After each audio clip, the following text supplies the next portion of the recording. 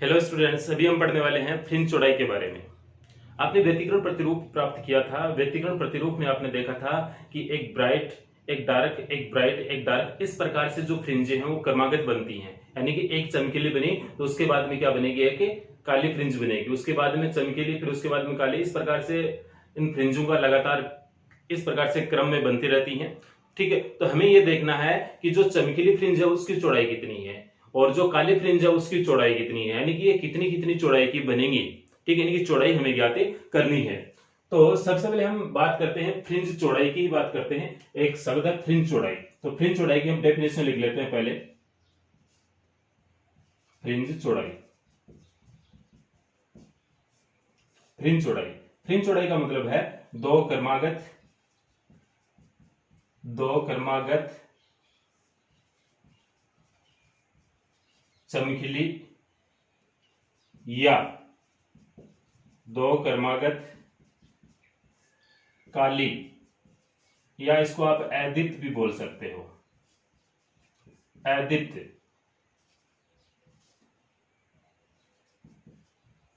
फ्रिंजों के मध्य की दूरी को फ्रिंज चौड़ाई कहते हैं। फ्रिंज चौड़ाई कहते हैं। ये इसकी क्या होगी, फ्रिंज चौड़ाई, यानी कि फ्रिंज चौड़ाई की क्या होगी, डेफिनेशन होगी।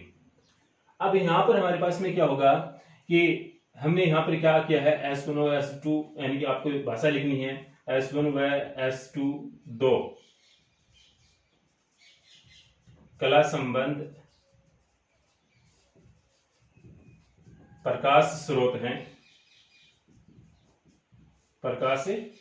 हैं। इनके सामने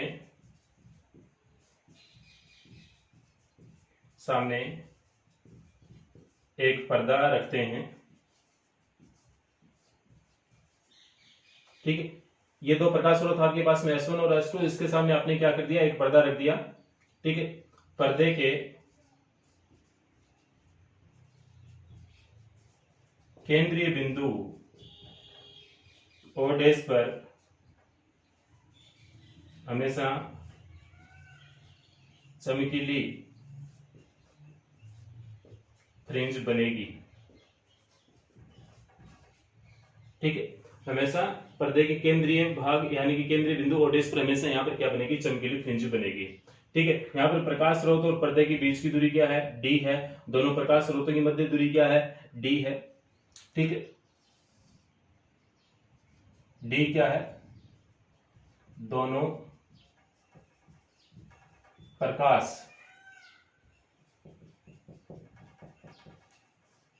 स्रोतों के मध्य की दूरी, या फिर ऐसे भी बोल सकते हैं दोनों स्लिटों के बीच का फार्थक्य, यानी दोनों प्रकाश स्रोत S1 और S2 है ना, इन दोनों के बीच का क्या, फार्थक्य, यानी फार्थक्य का मतलब है बीच की दूरी। कैपिटल D क्या है, प्रकाश स्रोत और पर्दे के बीच की दूरी, वह पर्दे के बीच की दूरी, पर्दे के बीच की दूरी। ठीक है, अब आपको ये पता चल गया होगा कि हमारे पास में दो प्रकाश स्रोत S1 और S2 है। पीछे वाले आपने वीडियो में देखा था कि वही एक्सपेरिमेंट हम यहाँ पर ज्ञात कर रहे हैं, बट उस एक्सपेरिमेंट में आपने तीव्रता ज्ञात की थी, लेकिन हम यहाँ पर क्या ज्ञात करेंगे, जो फ्रिंजें बन रही थी उनकी चौड़ाई क्या होगी, यानी कि कितनी चौड़ी बनेगी, उनकी चौड़ाई हमें ज्ञात करनी है। ठीक है, तो इसके लिए हमें एक डेरिवेशन करना पड़ेगा, एक व्यंजक प्राप्त करेंगे हम। तो हमारे पास में दो प्रकाश स्रोत S1 और S2 हैं, और इनसे कोई निकलने वाली जो प्रकाश की किरण है वो बिंदु P पर मिलती है। इन दोनों से जो निकलने वाली प्रकाश किरणें वो बिंदु P पर जाकर अध्यारोपित होती हैं। ठीक है, बिंदु P पर जाकर अध्यारोपित होती हैं, और बिंदु जो P है वह पर्दे के मध्य बिंदु O' से कितनी दूरी पर है, Y दूरी पर है। ठीक है, पर्दे के मध्य बिंदु से जो आपका बिंदु P है वो कितनी दूरी पर है, Y दूरी पर है। यहाँ पर हमें कोई, मान लीजिए कोई भी एक फ्रिंज प्राप्त हो रही है, यहाँ पर कोई फ्रिंज बन रही है। ठीक है, तो वह फ्रिंज पर्दे के मध्य बिंदु से कितनी दूरी पर बन रही है, Y दूरी पर बन रही है। अब यहाँ पर आपको एक ट्राइंगल दिखाई दे रहा है, ये वाला S1 S2 और P, और यहाँ पे एक ट्रायंगल एक और देखें S1 S2A और एक OP ओडेस। ठीक है, इन ट्रायंगल्स की सहायता से हम यहाँ पर ये वाली जो दूरी है वो भी ज्ञात करेंगे और यहाँ पर बिंदु P पर जो कितनी मोटाई की जो फ्रिंज बन रही है उसकी वैल्यू भी हमें ज्ञात करनी होगी। ठीक है, तो इसके लिए पहले से मैं इस डायग्राम के बारे में थोड़ा सा एक्सप्लेनेशन कर देता हूं। ठीक है, दोनों प्रकाश स्रोत की मध्य दूरी d, पर्दा और प्रकाश स्रोत की मध्य दूरी d। ठीक है, ये कैपिटल D है और पर्दे के मध्य बिंदु O डे से जो आपकी फ्रिंज बन रही है बिंदु P पर उसकी दूरी कितनी है, y है। ठीक है, और S1 से जो S1 से P पर होकर जाने वाले प्रकाश की किरण है वो मान लेते हैं कि अक्ष दूरी तय करती है। ठीक है, और S2 से जाने वाली जो प्रकाश की किरण है वो कितनी दूरी तय करे, S2P दूरी कर रही है, यानी कि S2P दूरी तय कर रही है। S2P दूरी कितनी है, एक तो अक्ष है और प्लस इसका हम पथांतर मान लेते हैं डेल अक्ष। ठीक है, या फिर इसको ऐसे भी लिख सकते हैं S2P को S2A प्लस AP, यानी कि ये और प्लस ये इसके रूप में, यानी कि इसको हम मान लेते हैं अक्ष प्लस डेल अक्ष दूरी ये तय कर रही है। और S2A यानी कि इतनी दूरी कितनी है, डेल अक्ष, यानी S2 से लेकर A तक की जो डिस्टेंस वो कितनी है, डेल अक्ष। यहाँ पर हमें पता चल रहा है कि ये वाली जो प्रकाश किरण और ये वाली प्रकाश किरण दोनों के मध्य जो पथांतर है, पथांतर कितना है, पथांतर कितना है, डेल अक्ष है। और डेल अक्ष को आप क्या लिख रहे हैं, S2A से लिख रहे हैं। ठीक है, S2A से लिख रहे हैं। अब यहाँ पर आपको ये पता चल गया होगा कि ये जो S1 से आने वाली जो प्रकाश किरण यदि बिंदु O डैश पर मिले और S2 से आने वाली प्रकाश किरण ये O डैश पर मिले, ठीक है, तब इनके मध्य कोई भी पथांतर नहीं होता है, क्योंकि जितनी दूरी ये तय करती है उतनी ही दूरी ये तय करती है। बीच में पथांतर क्या, शून्य। और पथांतर शून्य होने पर यहाँ बिंदु O डैश पर हमेशा क्या बनेगी, चमकीली फ्रिंज बनेगी, ये कंडीशन होती है। ठीक है, अब ये वाली जो दोनों लाइनें हैं, ये बिंदु P है, O डैश पे आ जाए तो ये वाला एंगल है। अब आपने क्या किया, यहाँ से जो ये वाली जो दोनों प्रकाश किरण यहाँ मिल रही थी, इनको आपने धीरे धीरे ऐसे ऊपर उठा दिया। ठीक है, इसने आपको इन दोनों को आपने धीरे धीरे क्या किया, ऊपर उठा दिया। कितना डिग्री एंगल ऊपर उठाया, थीटा डिग्री एंगल ऊपर उठाया, तो ये वाला पॉइंट S2 वो भी आगे कितना शिफ्ट हो जाएगा, थीटा एंगल शिफ्ट हो जाएगा। यदि इसके यहाँ से यदि हम एंगल माने, ये वाला एंगल यदि हम थीटा मान लें तो ये वाला एंगल भी क्या हो जाएगा, आपका थीटा हो जाएगा। ठीक है, दूसरी कंडीशन में हम ऐसे भी मान सकते हैं कि S1 से बिंदु A पे लंब डालते हैं, S1 से बिंदु A पर क्या डालते हैं, लंब डालते हैं। ठीक है, और ये वाला कोण कितना है, थीटा, तो ये कितना हो गया, लंब। और यदि S1 और S2 के बीच की दूरी कम है, किसकी तुलना में, इसकी तुलना में कम है, तो ये वाले जो लंब है, इस लाइन पर भी हम इसको क्या मान सकते हैं, लंब मान सकते हैं। यहाँ पर एक कंडीशन अप्लाई करेंगे, D is very very less than two capital D। ठीक है, तो अब ये सब क्रिया करने के पश्चात अब आपको इस डायग्राम में फोकस करना है, आपको ध्यान। ठीक है, यहाँ पे जो मैं ट्रायंगल बोल रहा हूँ उसके बारे में सोचिए आप। त्रिभुज S1 S2A से, त्रिभुज दिख रहा होगा आपको। ठीक है, यार S1 S2A से, इस त्रिभुज से यदि मैं साइन थीटा का सूत्र लगाऊं, साइन थीटा, तो sine theta is equal to क्या है, लंब बटा आधार, लंब बटा कर्ण। ठीक है, तो लंब क्या है, थीटा के सामने वाला लंब, तो लंब क्या है, डेल एक्स। तो लंब तो क्या आपका S2A लिख रहा हूं एक बार उसको, और ये कर्ण क्या है, S1 और S2, यानी कि sine theta is equal to क्या हो गया, del X upon small D. ठीक है, अब कुछ बच्चों के दिमाग में ये चल रहा होगा कि सर ये साइन थीटा का सूत्र क्यों लगाया, क्योंकि ये वाला जो त्रिभुज है आपको दिया गया है, इस त्रिभुज में हमें किस का मान मालूम है, एक तो हमें कर्ण का मान मालूम है और एक हमें लंब का मान मालूम है। लंब और कर्ण दोनों किस में आते हैं, साइन थीटा में आते हैं, इसलिए साइन थीटा का सूत्र आपने लगा दिया। इक्वेशन डाल दीजिए इसको 1। फिर आपको ये वाला ट्रायंगल देखना है, O डैश P। ठीक है, तो त्रिभुज O डैश P से, ठीक है, यहां मैं tan थीटा का सूत्र लगा रहा हूं। अब आपके दिमाग में और आया होगा कि सर यहाँ पर tan थीटा क्यों, क्योंकि हमें जो गिवन डाटा जो वो लंब और आधार के रूप में है। जो ये वाला जो त्रिभुज बन रहा है, एक तो ये वाली लाइन और एक ये डैश डैश वाली लाइन। ठीक है, तो ये तो क्या हो गया आपका लंब, और इन दोनों के बीच में ये वाली जो दूरी है वो क्या होगी, आधार। आधार कितना है, D। ठीक है, तो tan थीटा बराबर क्या होता है, लंब बटा आधार, तो y अपॉन D। लंब आपका y है और आधार क्या है, बीच वाली लाइन, ये कितनी है, D है, y अपॉन D, इक्वेशन 2। ठीक है, यदि हम ये मान ले बिंदु P है वो O डैश के निकट है, यदि बिंदु P O डैश के निकट है तो, ठीक है, निकट है तो क्या हो जाएगा, आपका जो साइन थीटा है साइन थीटा का मान वो किसके बराबर हो जाएगा, लगभग टेन थीटा के बराबर, यानी कि साइन थीटा और टेन थीटा के मान क्या होंगे, लगभग बराबर होते हैं। यदि थीटा का मान यदि अल्फ है उस कंडीशन में साइन थीटा और टेन थीटा दोनों क्या होते हैं, एक दूसरे के लगभग क्या होते हैं, बराबर होते हैं। अतः समीकरण 1 व 2 से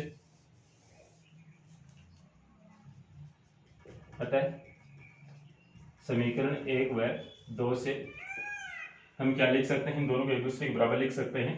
तो ये क्या है, y अपॉन डी, तो y upon D is equal to, ये किसके बराबर है, डेल एक्स अपॉन डी, तो डेल एक्स अपॉन डी। यहां से यदि हम y की वैल्यू याद करें तो y इज इक्वल टू क्या हो गया आपके पास में, डेल एक्स इंटू डी और अपॉन ये स्मॉल डी। हमारे पास में एक ये सूत्र बन गया, y का मान आ गया, इसको इक्वेशन डाल दीजिए 3। ठीक है, यानी कि बिंदु और डैश और पी के बीच की जो डिस्टेंस है y इसकी वैल्यू में प्राप्त हो गई। अब हम यहां पर ये मान रहे हैं कि इस ओ डैश से जो एनवी फ्रिंज है, या फिर एक कंडीशन और डाल दें हम, पहले तो हम एक चमकीली फ्रिंज चौड़ाई ज्ञात करेंगे और फिर काली फ्रिंज के लिए, चमकीली को मैं बोलूंगा दिथ और काली को हम क्या बोलेंगे, अदिथ। इंग्लिश में बोलेंगे इसको ब्राइट और इसको डार्क। ठीक है, तो आपको ये वाली जो फ्रिंज चौड़ाई है उसकी वैल्यू ज्ञात करनी है। तो पहले हम चमकीली फ्रिंज की चौड़ाई ज्ञात कर लेते हैं कि चमकीली फ्रिंज है उसकी फ्रिंज चौड़ाई कितनी होगी। तो पहले हम कंडीशन डाल देते हैं यहां पर, चमकीली या दीप्त फ्रिंज के लिए,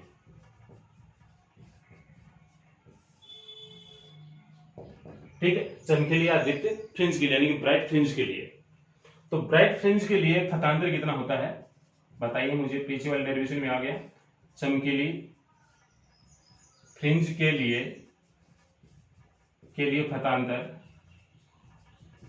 पथांतर यानी कि del x is equal to कितना होता है, N lambda. Del x is equal to कितना होता है, एन लेमडा।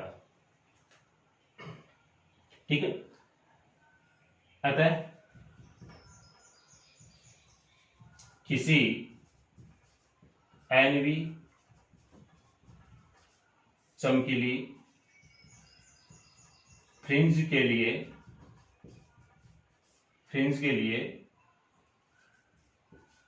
पर्दे के केंद्रीय बिंदु और डैश से दूरी, वो दूरी हम मान लेते हैं yn। ठीक है, हम कोई भी एनवी फ्रिंज है वो इस पर्दे पर बन रही है और इस पर्दे का जो केंद्रीय बिंदु ओ डैश है उससे उसकी दूरी कितनी है, yn है।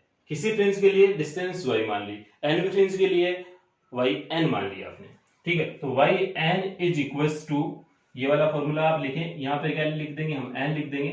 ठीक है, तो डेल एक्स की वैल्यू भी मैं यहाँ पे रख रहा हूँ साथ में, आप ध्यान दें कि मैं डेल एक्स की वैल्यू यहाँ पे रख रहा हूँ। क्यों रख रहा हूं, क्योंकि फ्रिंज के हमारे पास में चमकीली फ्रिंज और चमकीली फ्रिंज के लिए डेल एक्स की वैल्यू कितनी होती है, एन लेमडा होती है। ठीक है, तो आप यहां पर देखें तो एन लेमडा ये आपका D, capital D upon small D, कौन सी फ्रिंज के लिए ये, एनवी फ्रिंज के लिए। इक्वेशन डाल दीजिए नेक्स्ट इसको 4। ठीक है, अब इसी प्रकार से n प्लस 1v चमकीली फ्रिंज के लिए, n प्लस 1v चमकीली फ्रिंज के लिए, n प्लस 1v चमकीली फ्रिंज के लिए। ठीक है, तो ये वाले जो केंद्रीय बिंदु O से जो दूरी की O डैश है उसको मान लूंगा yn plus 1 is equals to, तो यहां पर n की जगह क्या हो जाएगा, n प्लस 1 और ये लेमडा d अपॉन ये स्मॉल d। इक्वेशन डाल दीजिए इसको 5, इक्वेशन डाल दीजिए इसको 5। ठीक है, अब आपको एक चीज पता चल गई होगी कि जो आपका पर्दा है, पर्दे पर एनवी फ्रिंज और n प्लस 1v फ्रिंज, यानी कि ये आपको इस प्रकार से आपका पर्दा है। ठीक है, यहां पर हम मान लेते हैं कि एनवी फ्रिंज बन रही है। ठीक है, और इसकी यहां से दूरी कितनी है, yn, और उसके पश्चात यहां पर फिर काली फ्रिंज बनेगी और इसके पश्चात यहां पर क्या बनेगी, n plus 1v fringe, n plus 1v fringe, और इसकी यहां से जो डिस्टेंस है वो कितनी है, yn प्लस 1 है, yn प्लस 1 है। तो हमें तो यहाँ पर दो क्रमागत फ्रिंजों के बीच की दूरी चाहिए। यहाँ पर फ्रिंज चौड़ाई का मतलब क्या, दो क्रमागत चमकीली या दो क्रमागत काली फ्रिंजों के बीच की जो दूरी होती है वह दूरी ही क्या कहलाती है, फ्रिंज चौड़ाई कहलाती है। ठीक है, तो हमें तो उन दो फ्रिंजों के बीच की दूरी चाहिए। तो एनवी फ्रिंज यहाँ पर बन रही है और n+1वीं फ्रिंज यहाँ पर बन रही है, तो उन दोनों के बीच की दूरी है, ये बीच की दूरी ही क्या कहलाएगी, आपकी फ्रिंज चौड़ाई कहलाएगी। तो हम क्या करेंगे भाई, यहाँ पर ये वाली दूरी ज्ञात करने के लिए इस पूरी दूरी में से ये वाली दूरी क्या कर देंगे, माइनस कर देंगे, तो दोनों की क्या आ जाएगी, बीच की दूरी आ जाएगी। ठीक है, तो इस प्रकार से हम यहाँ पर क्या लिख देंगे, अतः फ्रिंज चौड़ाई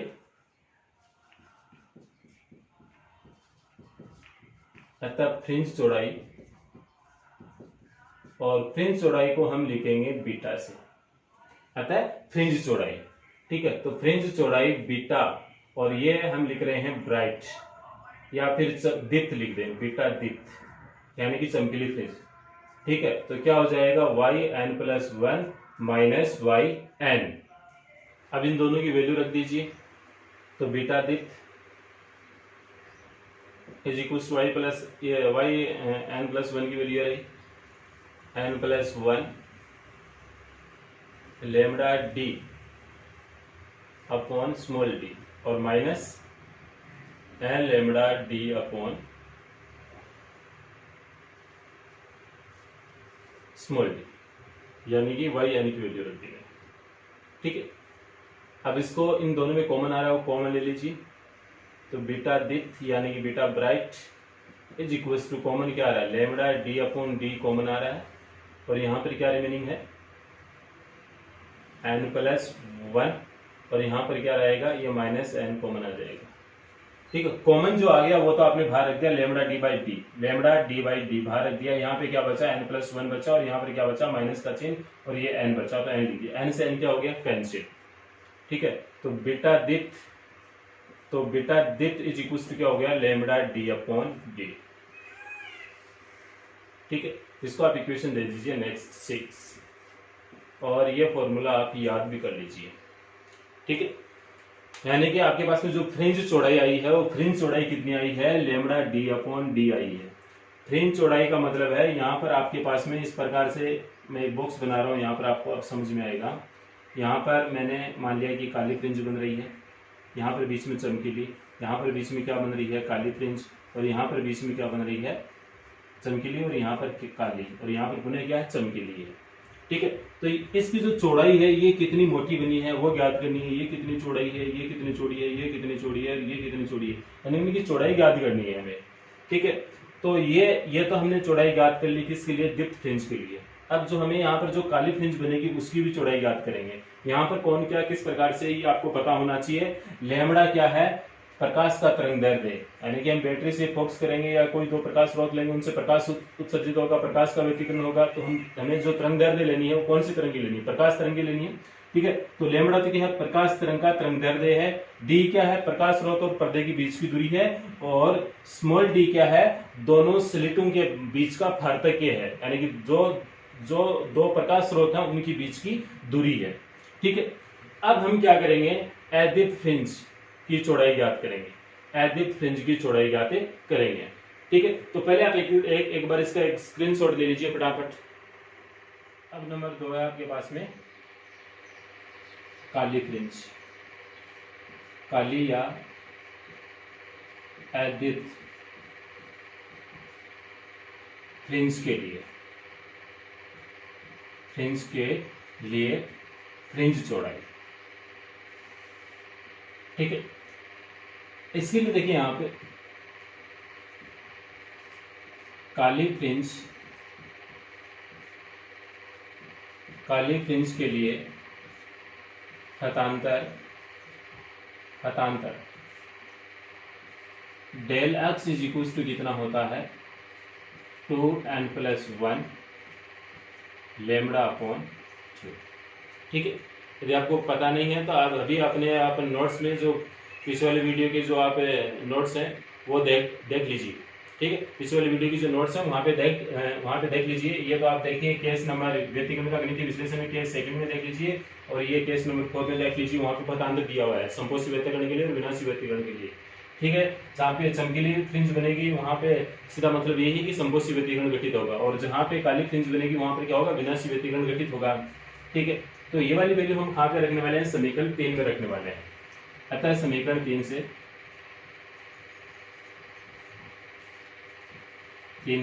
y की वैल्यू क्या आ गई, y is equal to del X की वैल्यू यहाँ रख दीजिए 2n+1 लेमडा डी अपॉन ये 2 और ये स्मॉल डी। ठीक है, इसको आप इक्वेशन डाल दीजिए। नेक्स्ट कितना है 7। ठीक है, अब हम क्या करेंगे, सेम टू सेम ये प्रोसीजर दोबारा करना है आपको, सेम टू सेम प्रोसीजर दोबारा करना है। फिजिक्स में डायग्राम बहुत इंपॉर्टेंट होते हैं। एक बार यदि आपने डायग्राम समझ लिया, डायग्राम में साइन थीटा कोस थीटा का इनका मान याद कर लिया, तो उसके बाद में तो ये पूरी कैलकुलेशन होती है। ये बीच वाली लाइनें याद रखो, ये सिस्टम अपने आप याद हो जाएगा आपको। ठीक है, तो अब आपको क्या करना है, एनवी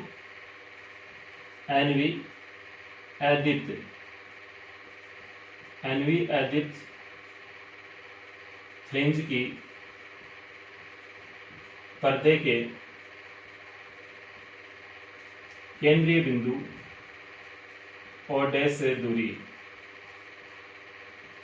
कितने मान लेते हैं हम, y n मान लेते हैं। तो ये सूत्र क्या हो गया, 2n+1 lambda D upon 2d, equation डाल दीजिए h। ठीक है, या फिर यहाँ पर क्या करेंगे, n+1v यानी कि n+1v एदिप्त फ्रिंज के लिए उसके केंद्रीय बिंदु से दूरी वो मान लेते y n+1 is equals to 2, ये फॉर्मूला है। n की जगह आपको क्या रखना है, वैल्यू n+1 रखना है। ये y n भी है तो n रख दिया। यदि यहाँ पर n की जगह 12 है तो यहाँ पे क्या लिखोगे 12, 20 है n की जगह तो यहाँ पे क्या लिखोगे 20, यहाँ पर n की जगह क्या n+1 है तो यहाँ पर भी आप n की जगह क्या लिखोगे n+1, ये +1 और ये लेमडा डी अपॉन ये क्या आपका 2d, इक्वेशन डाल दीजिए 9। ठीक है, अतः फ्रिंज चौड़ाई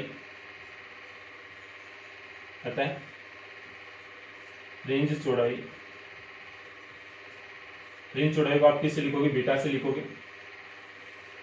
अतः फ्रिंज चौड़ाई बीटा डार्क या एदिप्त लिख दीजिए आप, beta dark is equal to कितना हो गया, yn+1 minus yn।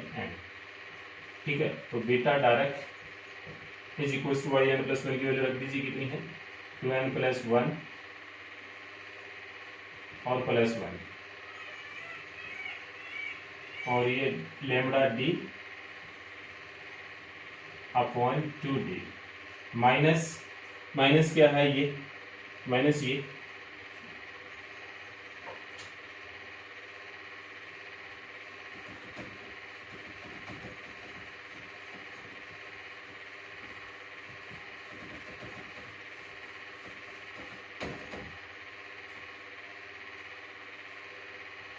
2n+1 lambda D upon 2d, दोनों में जो कॉमन आ रहा है कॉमन ले लीजिए। तो beta direct is equal to lambda D upon 2d common आ रहा है, तो lambda D upon 2d common आ रहा है। जो रिमेनिंग है यहाँ पे लिख दीजिए 2n+1 माइनस 2n+1। ठीक है, फर्स्ट तक लगाना जरूरी है, अन्यथा गलत हो जाएगा। तो beta direct is equals to lambda D upon 2d। ठीक है, इसको अंदर मल्टीप्लाई कीजिए, 2 को अंदर मल्टीप्लाई किया तो 2n। ठीक है, तो 2n+2 और ये +1 हो रहा है, यहाँ पे +1 हो रहा है, +1 और ये माइनस।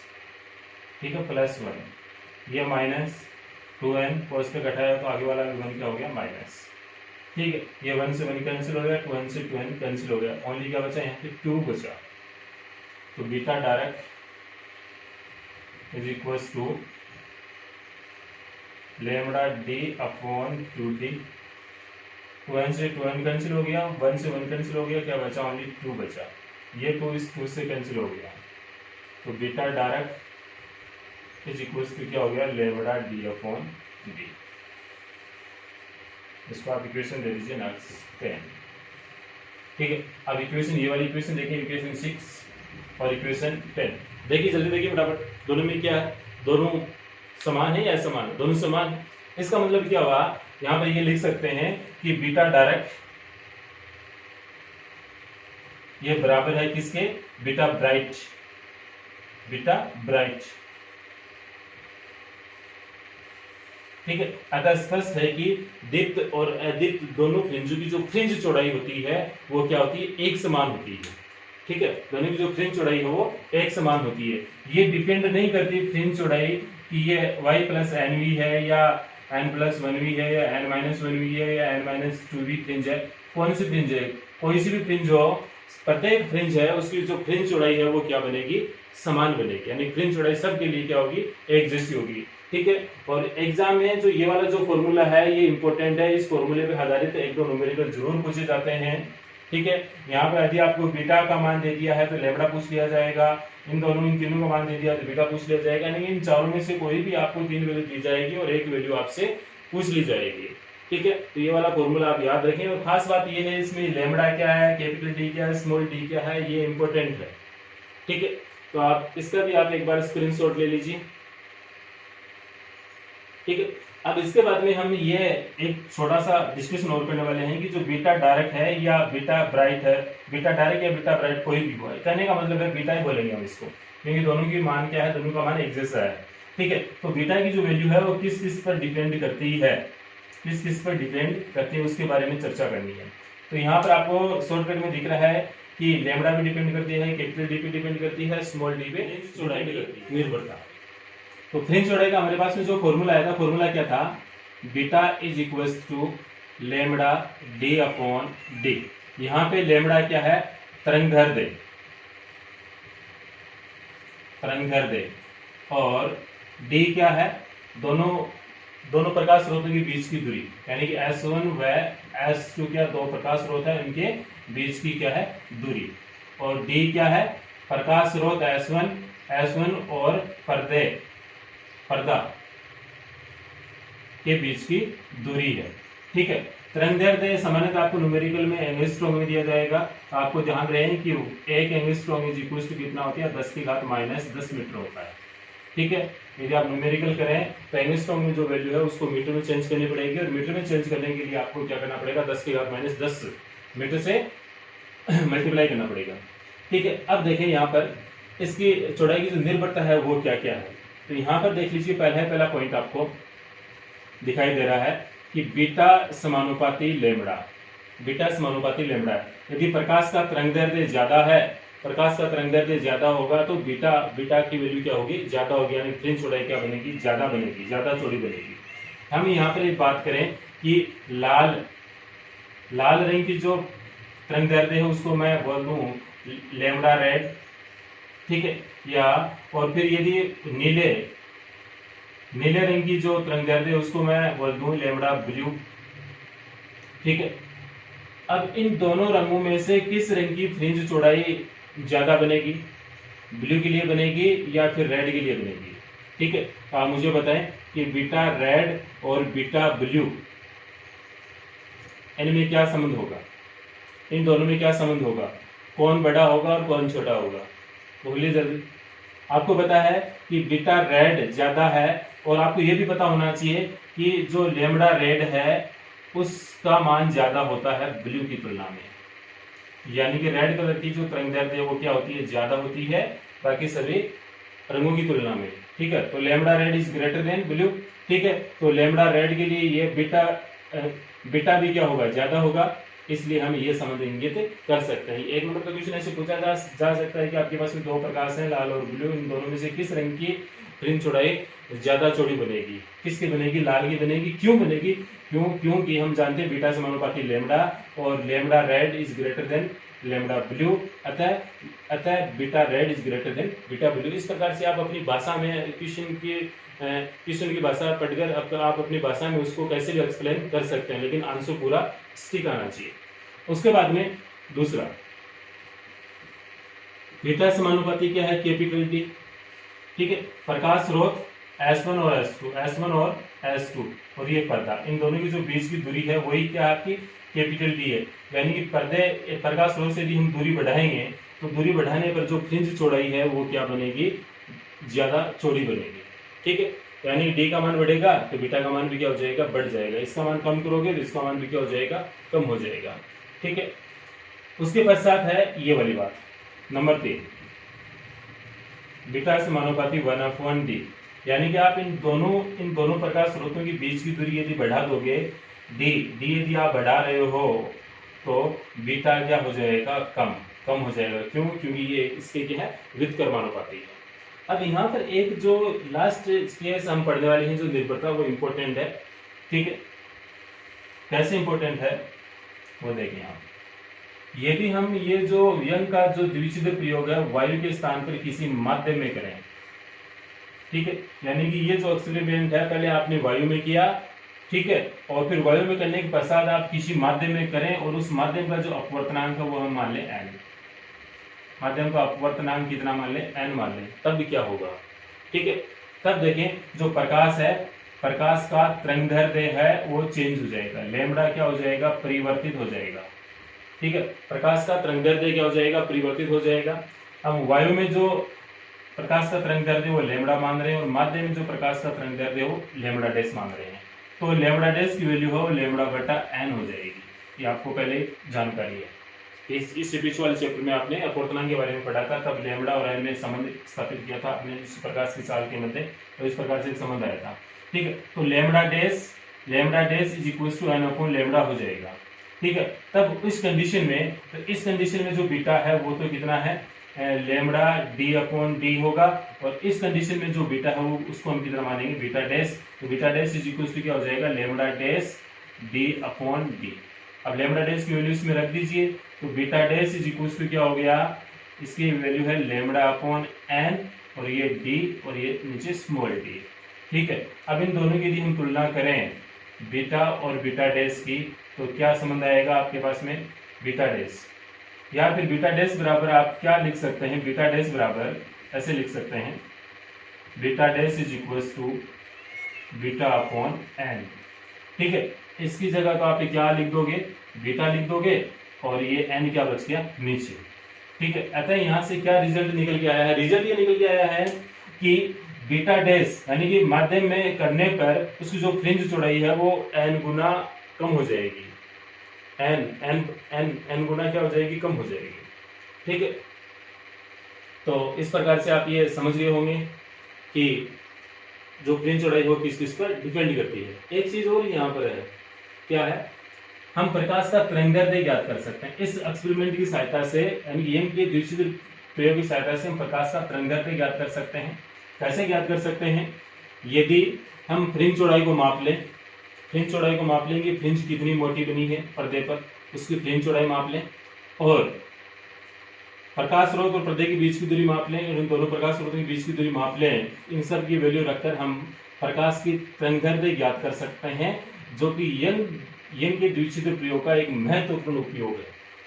ठीक है, जो कि यंग के द्विच्छिद्र प्रयोग का एक बहुत ही महत्वपूर्ण उपयोग है। क्या है कि प्रकाश का तरंगदैर्ध्य ज्ञात करना, प्रकाश का तरंगदैर्ध्य ज्ञात करना।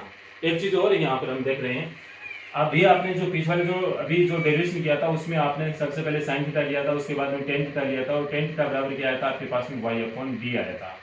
ठीक है, यदि थीटा क्या है, एल्फ है, एल्फ होने पर हम थीटा नियर अबाउट किसके होता है, टेन थीटा के बराबर होता है। तो कहने का मतलब है यदि हम टेन थीटा को थीटा के रूप में लिखें तो theta is equal to Y upon D.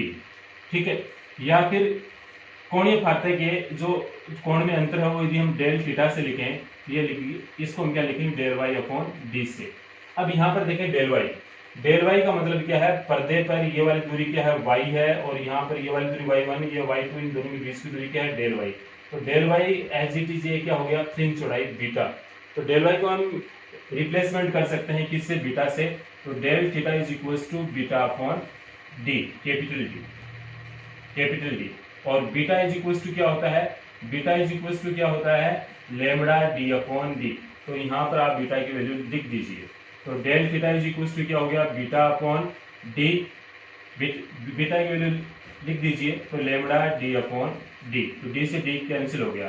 तो डेल थीटा या फिर थीटा इज इक्वल टू क्या हो गया, लैम्डा अपॉन डी। ठीक है, तो ये कोणीय चौड़ाई है, ये फ्रिंज की क्या है, कोणीय चौड़ाई। तो कोणीय चौड़ाई है वो क्या होती है, लैम्डा अपॉन डी।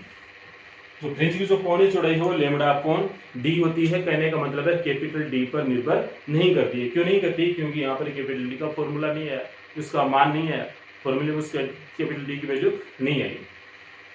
ठीक है, तो इस प्रकार से अभी इस वीडियो में आपने क्या पढ़ा, फ्रिंज चौड़ाई पढ़ा और फ्रिंज चौड़ाई के लिए व्यंजक याद किया था। ठीक है, दीप्त और अदीप्त फ्रिंज के लिए किया था, दोनों का मान बराबर आया था। फॉर्मूला क्या वो इंपॉर्टेंट है, उसको न्यूमेरिकल आएगा, जरूर आएगा। फिर हम फ्रिंज चौड़ाई की निर्भरता पढ़ रहे थे, तो बीटा का फॉर्मूला लैम्डा अपॉन डी ये होता है। इससे हम ये 3-4 कैलकुलेशन निकाल रहे थे।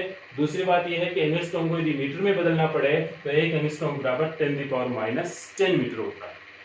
ठीक है, और आपसे उम्मीद करता हूं कि आपको वीडियो बहुत अच्छे से समझ में आया होगा। फिलहाल इस वीडियो में इतना ही है, और वीडियो देखने के लिए थैंक यू।